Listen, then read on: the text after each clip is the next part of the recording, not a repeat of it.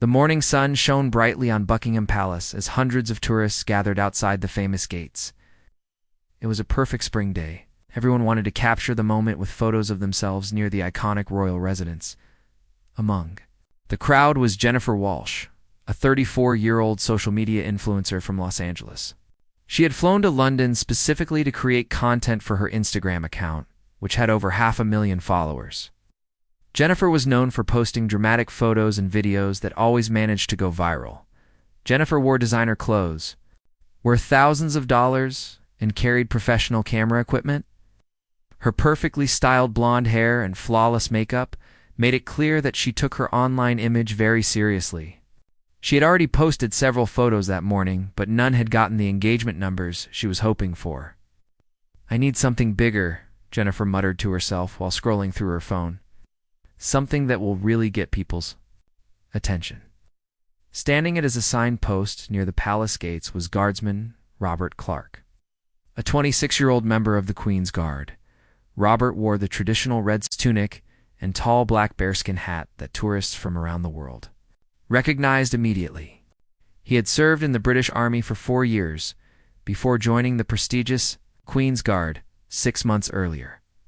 Robert took his duties seriously. Queen's Guard wasn't just for show. They were active soldiers responsible for protecting the royal family and maintaining security around royal properties. Part of his job involved staying perfectly still during his guard duty, no matter what distractions occurred around him. Jennifer noticed Robert standing motionless at his post and saw an opportunity. She had heard that the Queen's Guards were famous for never breaking their stoic composure, no matter what tourists did around them. This gave her an idea for the kind of dramatic content that would definitely go viral. "Perfect," Jennifer whispered. Pulling out her phone and setting it to record video, she approached Robert's position, speaking loudly enough for other tourists to hear. "Excuse me, guard. I'm an American influencer with over 500,000 followers. I'd love to get a photo with you for my content." Robert stared straight ahead, maintaining his military bearing as he had been trained to do. His job required him to remain silent and motionless during his guard duty, regardless of what tourists said or did. Jennifer interpreted his silence as rudeness. She was accustomed to people being excited to meet her and help with her content creation. The lack of response irritated her immediately. "Hello? I'm talking to you," Jennifer said more loudly, moving closer to Robert. "Do you know who I am? I have 500,000 followers who would love to see this palace." Other tourists began to notice the interaction. Some started taking photos and videos of their own, sensing that something interesting might happen.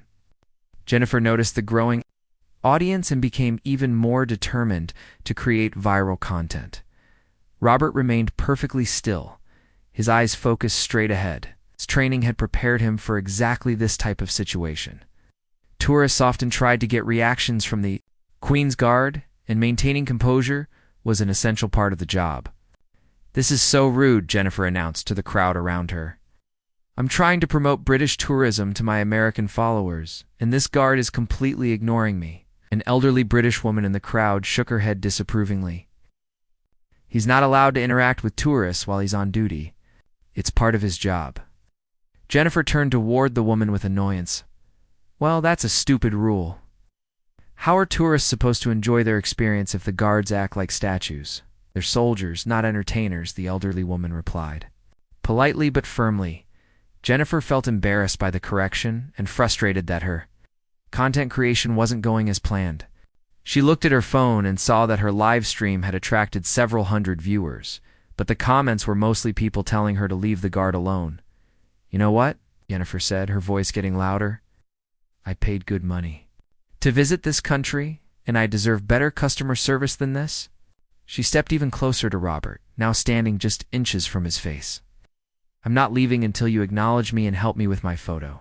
Robert's jaw tightened slightly, but he maintained his position. His military training had taught him to stay calm under pressure. But Jennifer's aggressive behavior was beginning to test his patience. Jennifer noticed that more and more people were gathering to watch the confrontation. She realized that this was exactly the kind of viral moment she had been hoping for. Even if the guard wouldn't cooperate, she could still create dramatic content about rude British guards ignoring American tourists. "Fine," Jennifer declared loudly. "If you won't pose with me voluntarily, I'll just have to make this photo happen myself." She moved to stand directly beside Robert, wrapping her arm around his shoulders as if they were friends posing for a casual photo. Robert remained rigid, his professionalism preventing him from responding to the unwanted physical contact. But Jennifer wasn't satisfied with just touching his shoulder. She wanted a more dramatic shot that would really grab attention online. She decided to do something that would force the guard to react and give her the viral moment. She was seeking. What she did next would shock everyone watching and lead to consequences she never could have imagined. Jennifer placed both hands on Robert's chest and gave him a hard push, trying to make him stumble or break his stance for her video. "Come on, react. Do something interesting for my followers." Robert felt the force of the push but managed to maintain his balance and composure through sheer determination. However, the physical assault crossed a line that his training and duty protocols took very seriously. The crowd gasped in shock. Several tourists stopped taking photos and started looking uncomfortable. The elderly British woman, who had tried to educate Jennifer earlier, shook her head in disgust. "Young lady, you can't push a soldier," called out a middle-aged man with a Scottish accent. Jennifer laughed dismissively. "Relax, it's just for content, he's fine." But Robert was not fine. Being physically assaulted while on duty was not just a personal affront, it was an attack on his military position and, by extension, the royal family he was sworn to protect. His years of military training had taught him exactly how to respond to such situations, with lightning-fast precision. Robert stepped forward and swept Jennifer's legs out from under her using a perfectly executed defensive maneuver. Found herself falling backward. Her expensive camera equipment flying out of her hands as she hit the pavement with a solid thud. The crowd erupted in gasps and exclamations. Some people cheered, others looked shocked. And many immediately began recording the aftermath on their phones. Jennifer sat on the ground in stunned silence. Her designer dress torn and dirty, her perfect hair disheveled. For a moment she couldn't process what had just happened. She'd expected the guard to remain motionless no matter what she did. "What the hell?" Jennifer screamed from the ground. "You can't do that to me. I'm an American citizen. I'm going to sue you and this entire country." Robert had immediately returned to his position, standing at perfect attention as if nothing had happened. But now his superior officers were approaching, rapidly, having been alerted by the commotion. Sergeant Major Thompson, a stern-looking man in his 40s, reached the scene first. Behind him came two other guards and a palace security official. "What's the situation here, Guardsman Clark?" Sergeant Major Thompson asked in a crisp military tone. "Sir, the woman physically assaulted me while I was on duty. I responded with appropriate defensive measures to neutralize the threat," Robert replied, his eyes still focused straight ahead. Jennifer struggled to get up from the pavement, her face red with embarrassment and anger. "Appropriate defensive measures, he attacked me." Several tourists in the crowd immediately contradicted her. "She pushed him first," called out one woman. "We all saw it," added another voice. The elderly British woman stepped forward. "Officer, this young lady was harassing your guard for several minutes. When he didn't respond to her demands for photos, she physically pushed him. He was defending himself." Sergeant Major Thompson nodded and turned to Jennifer, who was now standing but still visibly shaken. "Ma'am, assaulting a member of the Queen's Guard is a serious criminal offense. You're under arrest." "Under arrest?" Jennifer's voice cracked with disbelief. "For what?" "I was just trying to take a photo. For assault on a military officer while on duty, disturbing the peace, and creating a public disturbance on royal property," the sergeant major replied firmly. Jennifer looked around desperately at the crowd, many of whom were still recording the incident. This was definitely going viral, but not in the way she had planned. "You people don't understand," Jennifer shouted at the tourists. "I'm a content creator. This is my job. I need engaging content to make a living." A young man in the crowd called, "Back. Maybe find a job that doesn't involve assaulting soldiers." The palace security official approached with handcuffs. "You need to come with us quietly. Resisting arrest will only make your situation worse." Jennifer's mind raced as she realized the severity of her situation. Her live stream was still, broadcasting to hundreds of viewers, and she could see the comments flooding in, but they weren't supportive. People were calling her entitled, disrespectful, and worse. Wait, Jennifer pleaded. Can't we work this out? I'll delete the video. I'll apologize. I didn't know pushing him was illegal. Sergeant Major Thompson looked at her with no sympathy. Ma'am, ignorance of the law is not a defense. And assaulting a member of Her Majesty's forces is not something we take lightly. As the security official began to handcuff Jennifer, she made one last desperate appeal to the crowd. Someone help me. This is police brutality. Being arrested for touching someone. But the crowd had no sympathy for her. Many of them were foreign tourists who had come to appreciate British culture and traditions. And they were disgusted by Jennifer's disrespectful behavior. You got what you deserved? Called out an Australian tourist. That guard was just doing his job. Jennifer felt the cold metal of the handcuffs around her wrists and realized that her quest for viral content had backfired spectacularly. But she had no idea that the consequences of her actions were only just beginning. As she was led away toward the palace security office, the crowd began to disperse, buzzing with excitement about what they had witnessed. Many people were already uploading their own videos of the incident to social media. Robert remained at his post, having returned to perfect stillness, as if nothing had happened. But inside, he was processing the incident and its implications. He had done his duty and protected himself appropriately, but he wondered what would come next. In the palace security office, Jennifer sat in a small, sterile room with white walls and fluorescent lighting. The handcuffs had been removed, but she was still in shock from how quickly her situation had deteriorated. Detective Inspector Sarah Yee. Mitchell entered the room, carrying a thick folder and a tablet computer. She was a seasoned professional who had dealt with countless tourist incidents over her 15 years with the Metropolitan Police. Ms. Walsh, Detective Mitchell said as she sat down across from Jennifer, I'm going to explain your current situation very clearly. Jennifer tried to compose herself, smoothing her torn dress and attempting to fix her disheveled hair. Look, officer, I think there's been a huge misunderstanding here. There's no misunderstanding, Ms. Walsh. We have video evidence from multiple angles showing you physically assaulting Guardsman Clark while he was performing his official duties. Detective Mitchell opened her tablet and showed Jennifer a compilation of videos that tourists had already uploaded to social media. The footage clearly showed Jennifer pushing Robert and his subsequent defensive response. This is already going viral on social media, the detective continued. Millions of people have seen you assault a British soldier. Jennifer's face went pale as she watched the videos. She could see herself from multiple angles, pushing Robert, falling to the ground, screaming accusations, and being arrested. The comments on the videos were overwhelmingly negative. But I'm the victim here, Jennifer protested. He knocked me down. I could have been seriously hurt. Detective Mitchell looked at her with professional skepticism. Ms. Walsh, Guardsman Clark used minimal force necessary to defend himself from your unprovoked attack. His response was proportional and appropriate according to military protocol. Military protocol? He's just a guy in a costume standing outside. A building, Ms. Walsh. That's where you're fundamentally wrong. The Queen's Guard consists of active-duty soldiers from elite infantry regiments. They undergo rigorous military training and are authorized to use force to protect themselves and to use royal property. Jennifer felt her confidence crumbling as she began to understand the seriousness of her situation. What kind of charges am I facing? Detective Mitchell consulted her folder. Assault on a military officer, which carries a maximum sentence of 6 months in prison, disturbing the peace on royal property, which adds another 3 months, and creating a public disturbance, which could add additional fines and community service. 6 months in prison? Jennifer's voice cracked. For pushing someone. For assaulting a soldier while he was protecting the royal family. Yes.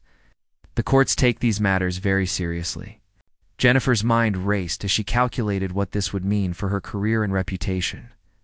Her social media accounts were probably being flooded with negative comments. Her sponsors would likely drop her. Her carefully constructed online brand was being destroyed in real time. What about my rights as an American citizen? Jennifer asked desperately. Doesn't the embassy need to be contacted? You're entitled to contact the American embassy? Yes.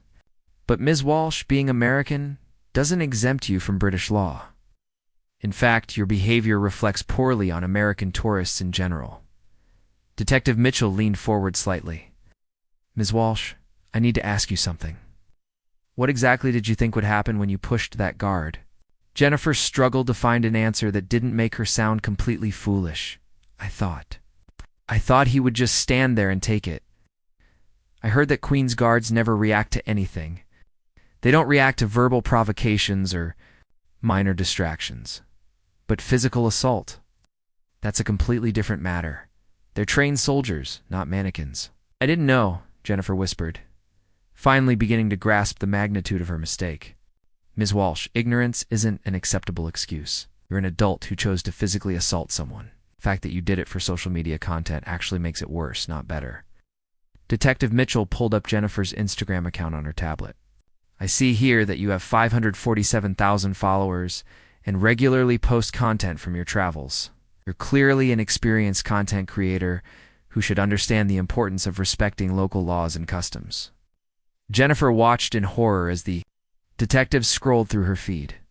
Many of her recent posts showed her pushing boundaries and creating dramatic situations for content. Though nothing as serious as assaulting a soldier. This appears to be a pattern of behavior, Detective Mitchell observed, creating controversy for online engagement. It's my job, Jennifer said weakly. My followers expect exciting content, Ms. Walsh. Maybe it's time to consider whether a job that requires you to break laws and disrespect people is worth pursuing. Jennifer felt tears beginning to form in her eyes as the full reality of her situation hit her. Her content creation career, her reputation, her freedom, everything was at risk because of 30 seconds of poor judgment. What happens now? Jennifer asked quietly. You'll be formally charged and released on bail pending a court appearance. The court will determine your sentence based on the evidence and your plea. Detective Mitchell closed her folder and looked directly at Jennifer. Ms. Walsh, I'm going to give you some free advice. The best thing you can do now is show genuine remorse for your actions and respect for the legal process. The court will be watching how you handle this situation. But Jennifer had no idea that her troubles were only just beginning, or that her arrest was about to trigger a series of events that would change her life in ways she never could have imagined.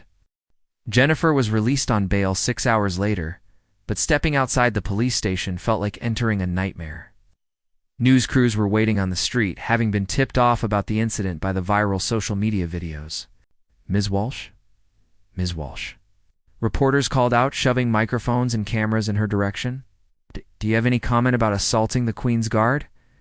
Jennifer pulled her jacket over her head and tried to push through the crowd, but the reporters followed her down the street. Are you sorry for your actions? Shouted one journalist. You think American tourists should be above British law? Leave me alone? Jennifer screamed, but her outburst was exactly what the cameras wanted. Every moment of her distress was being recorded and would be broadcast around the world. She finally escaped into a taxi. But her relief was short-lived. Her phone had been buzzing constantly with notifications, and when she finally looked at it, the magnitude of her viral infamy hit her like a physical blow. The hashtag Queen's Guard Justice was trending worldwide. The video of her pushing Robert and subsequently being swept to the ground had been viewed over 50 million times across various platforms. But worse than the view count were the comments, entitled "American Tourist Gets What She Deserves." Finally, someone taught this influencer a lesson about respect. This is why the world hates American tourists. She assaulted a soldier and then played victim. Disgusting. Jennifer's Instagram account had gained followers, but they weren't the kind she wanted. Her comment sections were flooded with criticism, angry emojis, and calls for her to be banned from social media platforms. Even worse, her sponsors were abandoning her. Fashion brands, travel companies, lifestyle products that had paid her thousands of dollars for endorsements were publicly distancing themselves from her. Her phone rang. It was her agent, Marcus Chen, calling from Los Angeles. Jennifer. What the hell have you done? Marcus's voice was tight with anger and panic. Marcus, it's not as bad as it looks. I was just trying to create engaging content and things got out of hand. Not as bad as it looks? Jennifer, you're the most hated person on the internet right now? CNN is running your story on the hour. The Today Show wants to interview you about entitled influencer culture. Jennifer felt sick to her stomach. Can't we spin this somehow? To make it about cultural misunderstandings or tourist rights? Are you insane? You assaulted a soldier? No spinning assault, Jennifer. 3 of your biggest sponsors have already dropped you, and 2 others are reviewing their relationship with you. How much money are we talking about? Marcus was quiet for a moment. If everyone drops you about $300,000 in annual income. Plus, several brands are considering legal action to recover money they've already paid you. Jennifer felt dizzy. Her entire livelihood was disappearing in real time. Marcus, you have to help me. This is my career, my life. Jennifer, I've been in this business for 15 years, and I've never seen anything like this. The court of public opinion has already found you guilty. Even if you beat the criminal charges, your reputation is destroyed. After hanging up with Marcus, Jennifer sat alone in her London hotel room, scrolling through the endless stream of negative coverage. News articles described her as the ugly American tourist, an entitled millennial, and everything wrong with influencer culture. But then she noticed something that made her situation even worse. Other content creators were making reaction videos to her incident, gaining thousands of views by criticizing her behavior. Her downfall was becoming content for other people. A knock at her hotel room door interrupted her spiral of despair. When she opened it, she found a well-dressed woman in her 50s holding a business card. Ms. Walsh, my name is Catherine Hartwell. I'm a crisis management consultant. Think you need my help. Jennifer let her in, desperate for any assistance. Catherine sat down and opened a leather portfolio. Jennifer, I'm going to be completely honest with you. Your situation is one of the worst I've seen in terms of public opinion backlash. But it's not impossible to recover from. Really? You think I can get my career back? Catherine shook her head. Your old career is over. The influencer brand you built is permanently damaged. But that doesn't mean your life is over. It means you need to completely reinvent yourself. What do you mean? I mean, you need to take genuine responsibility for your actions, make real amends, and find a way to contribute positively to society. It's the only way to rehabilitate your reputation is through consistent, authentic action over a long period of time. Jennifer felt a flicker of hope. What kind of actions? First, you need to plead guilty to the charges and accept whatever sentence the court gives you. Fighting the charges will only make you look worse, but I could go to prison. You might. And if you do, you need to serve your time with dignity and use it as an opportunity for genuine self-reflection. Catherine continued. Second, you need to publicly apologize, not just to the guard you assaulted, but to British people, to American tourists, to anyone who was hurt by your actions. I can do that. Third, and most importantly, you need to spend the next several years proving through your actions that you've genuinely changed. That might mean volunteering, working with charities, or finding ways to repair the damage your behavior caused to others. Jennifer listened intently as Catherine outlined a long, difficult path toward possible redemption. It would require abandoning her old life entirely and committing to years of humble service to others. Why would you help me? Jennifer asked. Everyone else is abandoning me. Catherine smiled sadly. Because I believe people can change, Jennifer. But only if they're willing to do the hard work of actually changing, not just managing their image. What Jennifer decided to do with Catherine's advice would determine not only her legal fate, but whether she could ever rebuild her life from the ruins of her own poor choices. 2 weeks later, Jennifer stood outside Westminster Magistrates' Court, facing another crowd of reporters and protesters. But this time, she wasn't trying to hide. She had spent those 2 weeks working with Catherine to prepare for what might be the most important day of her life. Following Catherine's advice, Jennifer had decided to plead guilty to all charges. She had also prepared a public statement she hoped would begin the long process of making amends for her actions. Inside the courtroom, Jennifer sat with her appointed lawyer, while District Judge Margaret Powell reviewed the case file. Courtroom was packed with journalists, legal observers, and members of the public who had followed the viral incident. Ms. Walsh, Judge Powell began, you were charged with assault on a military officer, disturbing the peace on royal property, and creating a public disturbance. How do you plead? Jennifer stood up, her voice clear and steady. Guilty on all charges, Your Honor? A murmur went through the courtroom. Many people had expected her to fight the charges or claim self-defense. Judge Powell looked at Jennifer.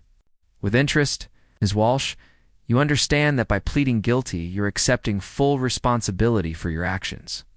Yes, Your Honor. I take complete responsibility for what I did. There are no excuses for my behavior. The prosecution presented their evidence, including the viral videos and testimonies from witnesses. When it came time for Jennifer to make her statement, she stood up and addressed the court directly. Your Honor, 2 weeks ago I made a terrible mistake that hurt not just Guardsman Clark, but many other people as well. I assaulted a soldier who was simply doing his job, and I did it for the shallow purpose of creating social media content. Jennifer's voice remained steady, though her hands were shaking slightly. I came to London as a guest in your country, and I repaid that hospitality by showing disrespect to your traditions and attacking one of your servicemen. I'm deeply ashamed of my actions. Judge Powell listened intently as Jennifer continued. I realize now that my behavior wasn't just a moment of poor judgment. It was the result of years of putting social media engagement above basic human decency. I lost sight of the fact that the people I was using for content are real human beings, deserving of respect. Jennifer turned slightly to address the gallery where several British veterans were sitting. To Guardsman Clark, whom I attacked while he was serving his country, I offer my sincere apology. You were doing your duty with honor, and I violated that service for my own selfish purposes. I'm truly sorry. She turned back to Judge Powell. Your Honor, I'm not asking for mercy. I'm asking for the opportunity to prove through my actions that I can become someone worthy of the second chance I don't deserve. Judge Powell considered Jennifer's statement carefully before speaking. Ms. Walsh, I have presided over hundreds of assault cases, and I rarely hear such a forthright acceptance of responsibility. However, words are easy. Actions are what matter. The judge reviewed her notes. Given your guilty plea, your lack of prior criminal history, and what appears to be genuine remorse, I am sentencing you to 4 months in prison, suspended for 2 years, meaning you will not serve jail time if you comply with the following conditions. Jennifer felt relief wash over her, but Judge Powell wasn't finished. You will complete 200 hours of community service, specifically working with organizations that support military veterans and their families. You will also attend weekly counseling sessions to address the underlying attitudes that led to this incident. Yes, Your Honor. I accept those conditions gratefully. Furthermore, Judge Powell continued, you are banned from creating any commercial social media content about this incident or your legal proceedings. This is not an opportunity for you to profit from your crimes. After the sentencing, Jennifer held a press conference outside the courthouse. Catherine had advised her that this was a crucial moment to demonstrate her sincerity to the public. I want to thank Judge Powell for giving me an opportunity to make amends for my actions, Jennifer began, reading from a prepared statement. I also want to apologize to the British people for my disrespectful behavior as a visitor to your country. Reporters immediately began shouting questions, but Jennifer continued with her statement. I'm announcing today that I'm permanently retiring from influencer content creation. I'm donating all remaining brand partnership payments to organizations that support military families. I will spend the next 2 years focused entirely on community service and personal growth, Ms. Walsh called out a BBC reporter. Think this is just a publicity stunt to rehabilitate your image? Jennifer looked directly at the camera. I understand why people would think that, and I don't blame them. The only way I can prove my sincerity is through consistent actions over time. I'm not asking anyone to believe me today. I'm asking them to judge me by what I do over the next several years. Another reporter shouted, what would you say to other influencers who might be watching this? I would say that social media followers and brand partnerships are not worth sacrificing your humanity. The pursuit of viral content made me forget that other people have dignity and rights that should never be violated for entertainment. After the press conference, Jennifer walked through London's streets, no longer recognizing the city she had visited just weeks earlier. Then it had been a backdrop for her content creation. Now, it was the place where she had learned the hardest lesson of her life. Her phone buzzed with a text. Jennifer realized that Catherine was right. The courtroom drama was over, but the years of proving she had genuinely changed were just beginning. She had promised to become someone worthy of forgiveness. She wasn't sure she even knew what that meant yet. What she would discover in the months ahead would surprise not only her critics, but herself as well. 18 months later, Jennifer knelt in the garden of a veterans rehabilitation center in Manchester, her hands covered in soil as she helped plant vegetables for the center's therapy program. Her designer clothes had been replaced by simple work attire, and her perfectly styled hair was now pulled back in a practical ponytail.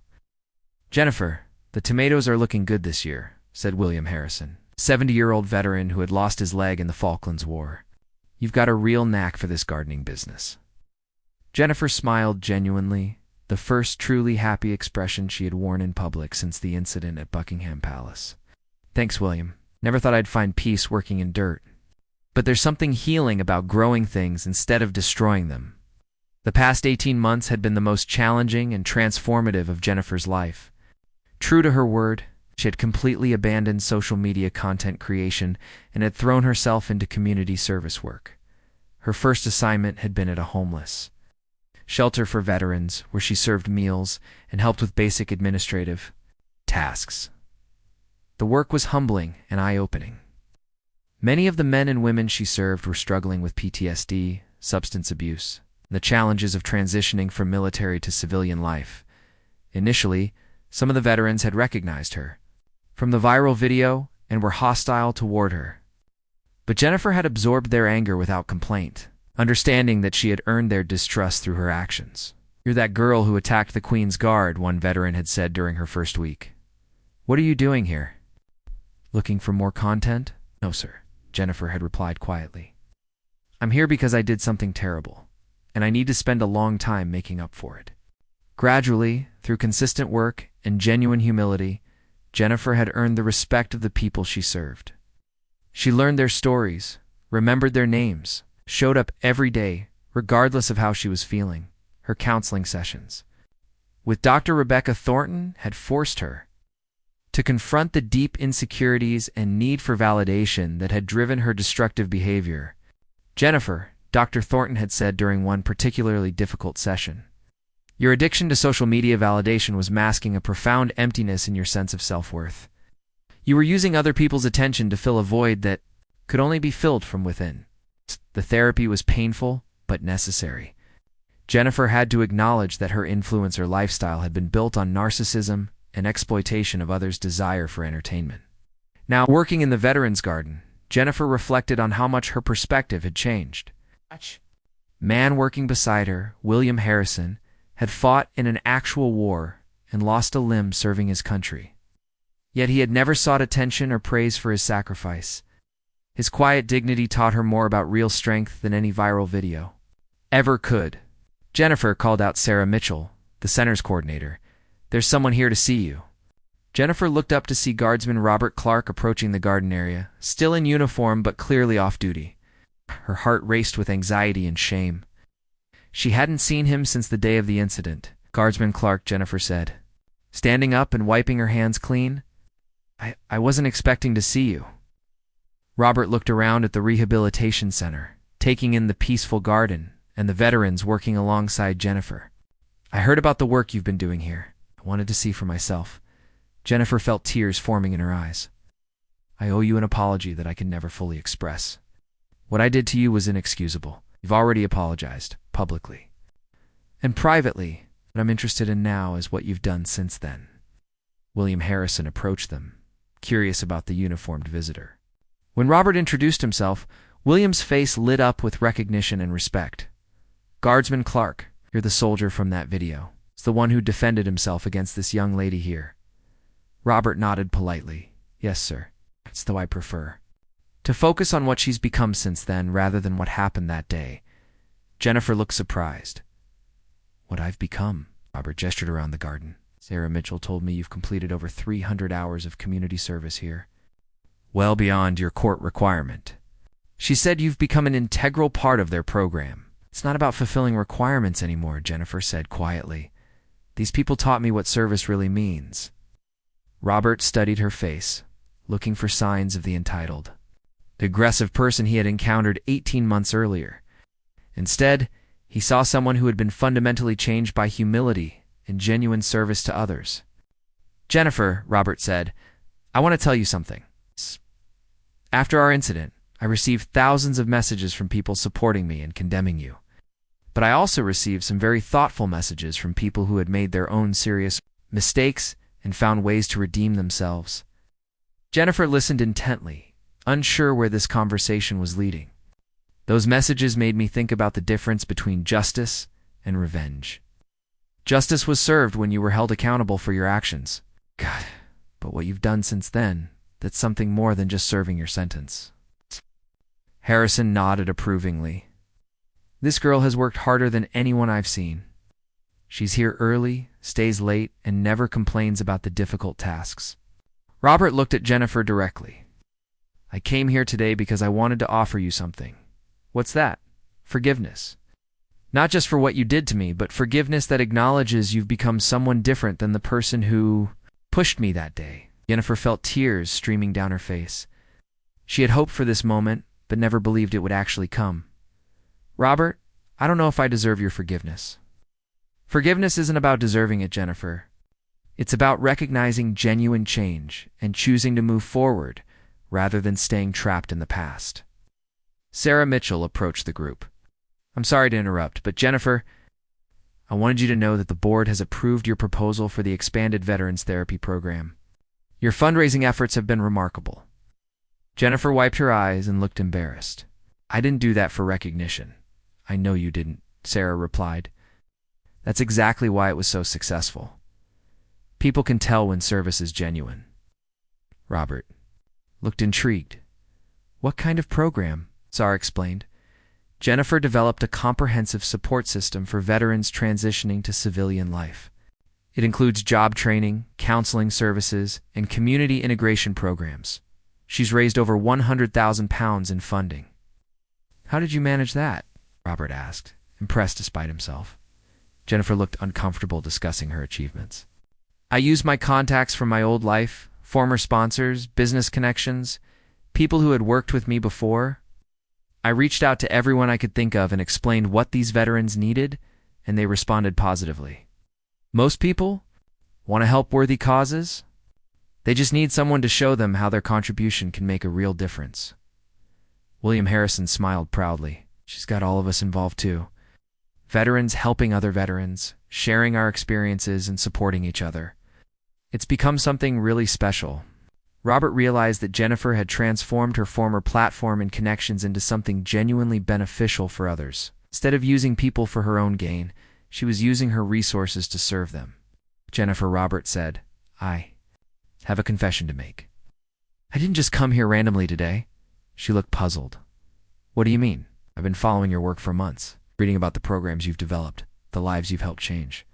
My commanding officer mentioned that several veterans organizations had praised your contributions. Robert paused, choosing his words carefully. What impressed me most wasn't just that you kept your promises from the courtroom. It's that you've exceeded them without anyone forcing you to do so. I had to, Jennifer said simply. Not because of the court order, but because I finally understood what I had been missing my whole life, which was purpose, real purpose, not just the empty validation of strangers on the internet. Working with these veterans taught me that the most meaningful life comes from serving others, especially those who have sacrificed for people like me. Jennifer, I want to ask you something, and I hope you'll consider it carefully. Of course, would you be interested in speaking to young people about your experience? Not as an influencer, but as someone who learned from serious mistakes and found a better way to live? Jennifer looked surprised. You think people would want to hear from me? I think people need to hear that it's possible to change, to genuinely grow from our worst moments. Your story isn't just about falling down, it's about getting back up and becoming someone better, William Harrison chimed in. She's already been doing that here. The young volunteers who work with Jennifer always leave changed by the experience. She has a gift for helping people understand what really matters. Jennifer felt overwhelmed by the possibility that her painful journey could help others avoid similar mistakes. "I'll do whatever you think would be helpful," she said. "But I want.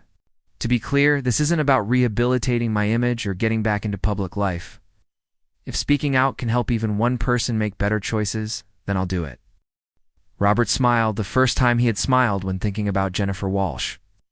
"That's exactly why I think your message would be powerful, because it's not about you anymore." As the afternoon sun set over the Veterans Center, Jennifer realized that her life had come full circle in the most unexpected way. She had started as someone who used others for her own gain. Had fallen spectacularly, and had slowly rebuilt herself into someone who genuinely served others. The woman who had pushed a royal guard for viral content had become someone who grew vegetables for healing, raised funds for the forgotten, and found her purpose in the quiet work of making other people's lives better. Standing in that garden, surrounded by veterans who had accepted her despite her past, and facing forgiveness from the man she had wronged, Jennifer understood that sometimes our greatest failures can become the foundation for our most meaningful victories. The viral video of her downfall would always exist on the internet, a permanent reminder of her worst moment, but now it was balanced by something more powerful: the quiet, consistent evidence of who she had chosen to become afterwards.